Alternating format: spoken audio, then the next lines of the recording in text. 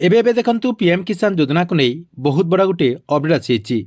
PM किसान योजनार जो 22तम किस्तिर टंका रही से 22तम किस्तिर टंका चाषी को केबे दिज्व तार फाइनाली डेट जहाँकि आसी जाइए, अर्थात सरकार तरफ फाइनाली डेट जहाँकि अनाउंसमेंट हो सारी, जहाँकि आपण मैंने से तारीख में पीएम किसान योजनार 22तम किस्तिर टंकाटी पाइपारे। तेबे सरकार तरफ केबे पीएम किसान योजनार 22तम किस्तिर टंकाटी दिज्व एवं केउं जगार दिज्व, एथर जहाँकि केते चाषी टंका पाइबे, कौन सबू तथ्य गुड़िक रही और सरकार तरफ कौन सबू अनाउंसमेंट करा जायछि आपण माने जहाँकि एई वीडियो माध्यम रे जानि परिबे। सेति वीडियो को गोटे लाइक करंतु, जो माने चैनल टी को सब्सक्राइब करनाहंती चैनल टी को सब्सक्राइब कर दियंतु। आपण मानकु एई सबू तथ्य टी जानिबा पई हेले आपण माने कोन करबे, आपण माने आपणकर जो सोशल मीडिया एक्स रही सोशल मीडिया एक्स रो ऑफिशियली पेज टी को ओपन कर देबे। ओपन करला परे आपण कोन करबे, पीएम किसान रो जो आपणकर पेज रही अर्थात पीएम किसान योजनार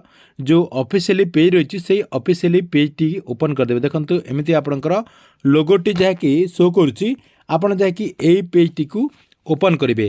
देखंतु बहुत सारा जहाँकि आपणकर रही किंतु एई लोगोटी आपणकर जो रही एवं ए जो आपणकर बैनरटी रही एटा जहाँकि आपण माने ओपन करेंगे, जहाँकि एटा होची आपणकर ऑफिशियली जहाँकि पेज टी। देखंतु एई पेज टी आपण माने ओपन कला परे एठी देखंतु आपणकर जहाँकि ऑफिशियली अनाउंसमेंट करा जायछि। देखंतु आपणको मु मार्क करके देखे दोछि। एठी देखंतु आपणकर लिखा अछि 22nd installment will be release on 13 March 2026। देखंतु एठी आपणकर सीधा सलक कहा जाउछि, अर्थात आपणकर 15 घंटा पूर्वरु जहाँकि सरकार तरफ ऑफिशियली अनाउंसमेंट हो सारी एवं एठी सीधा सलक कहा जाउछि जे पीएम किसान योजनार 22तम किस्तिर टंका आसंता मार्च 13 तारीख रे ट्रांसफर करा जिवो, अर्थात सरकार तरफ चाषी को मार्च 13 तारीख रे 2000 टंका लेखाएं दिया जिवो। तेबे देखंतु आपण माने कन्फर्म हो गले। या सहित आउ सबू कौन अपडेट अछि देखंतु से नहीं सरकार तरफ गोटे आपणकर वीडियो मध्य जहाँकि एठी पोस्ट करा जायछि। देखंतु एठी आपणकर आउ 5 दिन बोली करी जहाँकि अपडेट दिया जायछि। ता सहित देखंतु एठी आपणकर पूरा इन्फॉर्मेशन मध्य रहिछि। देखंतु एठी आपणकर सीधा सलक कहा जाउछि जे 13 मार्च 2026 रे एई टंकाटी दिया जिवो बोली इन्फॉर्मेशन दिया जायछि। ताले आपण माने कन्फर्म हो गले जे आसंता मार्च 13 तारीख रे पीएम किसान योजनार 22तम किस्तिर टंकाटी दिया जिवो। तेबे एथर जहाँकि केते चाषी जहाँकि एई टंकाटी पाई परिबे, देखंतु से नहीं मध्य सरकार तरफ नोटिस आसी जायछि। आपनको मु सेई नोटिस टी मध्य जहाँकि देखे दोछि। देखंतु आपण माने सेई नोटिस टी मध्य देखि पारुथबे। एठी आपणकर देखंतु पूरा तथ्य रही आपनको मु मार्क करके एठी मध्य देखे दोछि।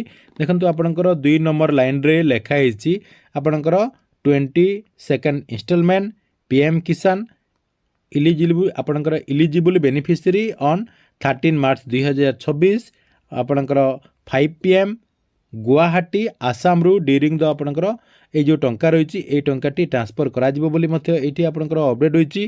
ता सहित देखंतु केते चाषी को ए टंकाटी दिया जिवो आपणकर देखंतु एठी आपणकर रही 9.32 करोड़ चाषी को अकाउंट को ए टंकाटी दिया जिवो, जहाँकि डीबीटी माध्यम रे आपण माने ए टंकाटी पाई परिबे। एवं एथर जहाँकि सरकार तरफ 18,650 कोटी टंका सीधा सलक डीबीटी माध्यम रे ट्रांसफर करा जिवो बोली जहाँकि ए नोटिस रे मध्य अपडेट रही।